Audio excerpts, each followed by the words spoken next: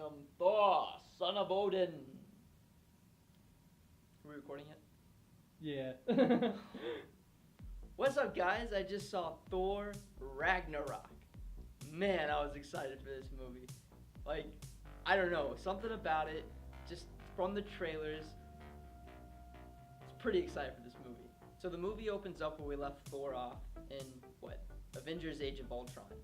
Thor's looking for the Infinity Stones. Loki is still in control of Asgard. He's disguised as Odin. Thor comes back to Asgard. They find out where Odin is. Hela comes back.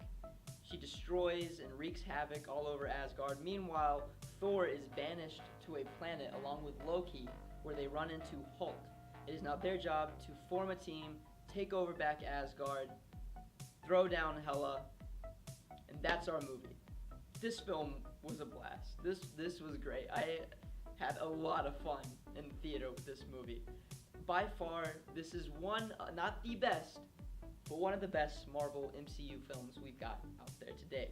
You know, I was kind of worried at first about how funny this movie would be if it, wouldn't take itself too seriously, kind of like Guardians of the Galaxy Volume 2. Just a little bit too funny.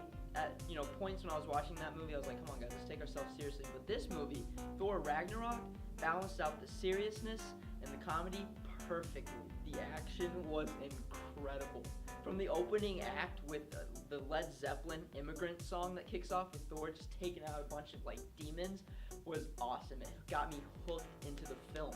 And it wasn't too long. Like in most superhero movies, the action scenes just go way too long. They just drag on. It's like, guys, let's wrap it up. This was perfect, especially Hulk versus Thor.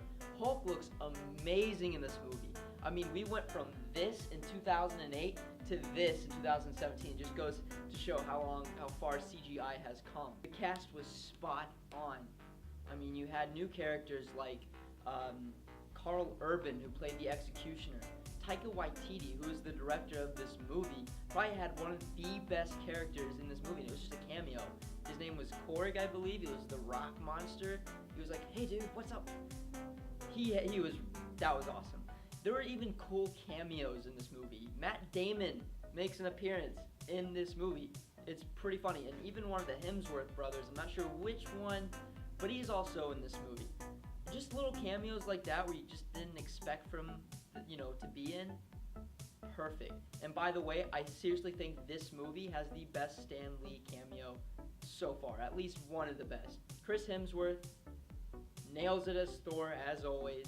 When we first saw him in the first Thor movie, he was more serious, and I really didn't like him all that much in the first Thor movie. But now, throughout the different movies that we have seen in the MCU, by the time we get to Thor Ragnarok, he's a very, very likable character. Now, I know the main complaint for most Marvel fans, or just anyone in general who watches these movies, is that the villains aren't that great. But I think Cate Blanchett did a really awesome job with this villain.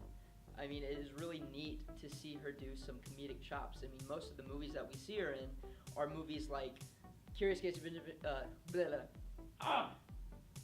The Curious Case of Benjamin Button, or the Lord of the Rings trilogy. It's just fun to see her be funny in these movies, and yet she's really intimidating in this movie at the same time. Now, I know I've already talked about the Hulk. I'm going to talk about him a little bit more.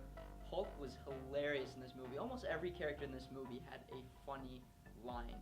He was talking in full sentences in this one, which is great, because in the previous films it was a little tiny words like Hulk smash, puny god, whatever. It was great. It was really fun to watch the Hulk in this movie. What's his name? Jeff Goldblum in this movie had a very funny part. He wasn't in a whole lot, but he was in it enough. It was great. I liked his character. I don't know if we'll see him in any other future Marvel movies. I doubt it, but he did kind of make this movie as well. I really can't think of any negatives for this movie. It was a great, fun time, and where Guardians was just, it was an okay movie, but I think it took itself too funny. It wasn't serious enough. Like, every single second just seemed like it was a joke. This movie had the perfect balance. I seriously can't think of any negatives. This movie is just a fun, watchable movie. I would pay $13 to go see it. go see it in the theater. It's a great time. Enjoy this movie. I mean, I'm gonna go ahead and give it a rating.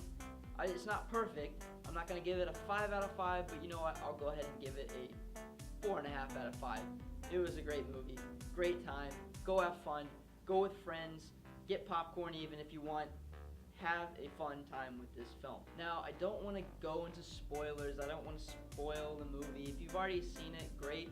All I'm gonna say, and this is spoilers, just for one thing, stay after the credits. Now, I don't think you need to stay after the credits for both scenes, because there are two scenes. There's the mid-credit scene, and then there's the later credit scene. Stay for the mid-credit scene, definitely. If you have to go, at least stay for the mid-scene credits. It hints the next villain. Of course, it's Thanos for Avengers Infinity War. Pretty cool. Can't wait for Avengers Infinity War. It's going to be great. I'm excited. This movie was great. Again, 4.5 out of 5. Solid movie. Go have fun with it. So guys, I had a great time with this review. I had a great, awesome time with the movie. If you like this review, go ahead and like and share. Subscribe.